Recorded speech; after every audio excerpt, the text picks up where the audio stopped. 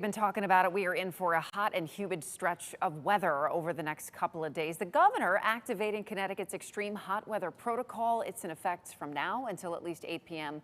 on Friday. And we're joined now by Dr. Justin Cahill, Chair of Emergency Medicine at Bridgeport Hospital, with important heat safety reminders. Doctor, great to see you again.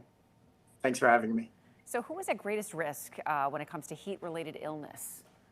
People who are at greatest risk tend to be people whose body doesn't regulate the temperature as well. So once you get into the once you get older ages, you tend not to be able to regulate your temperature very well, and also very young, so extremes of age.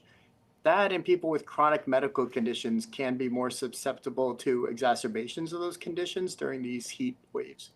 And how can people protect their health during extreme heat? I know we've talked about this, but there are some important reminders out there.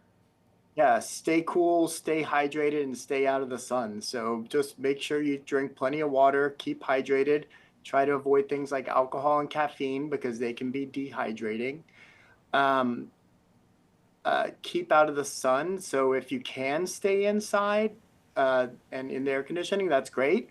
If you do have to go outside, it's best to cover up. Wear a hat, a sun hat, wear loose fitting clothing that covers your skin. You don't want to get sunburned and exposed to too much of the heat. And then stay cool. If you can just stay out of the sun during peak hours, that helps a lot too. 10 to 4 tend to be the peak. And if you can do what you need to do outside during the early morning or late evening, you're in better shape. Yeah, great advice. So what is heat stroke and what is heat exhaustion? Can you sort of walk us through those?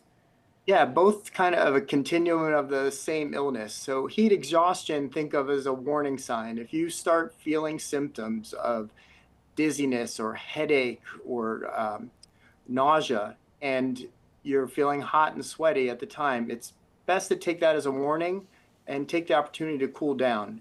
Usually, if you get into somewhere cool and drink some cool water, you'll start to feel better. Now, heat stroke is a medical emergency, and we really need to get you to the hospital in those cases. And that's usually delineated by a change in your mental status. So people seem confused or maybe even pass out, and we definitely have to get them to the hospital. And again, what are some of the warning signs of heat stroke, things we should be looking for potentially?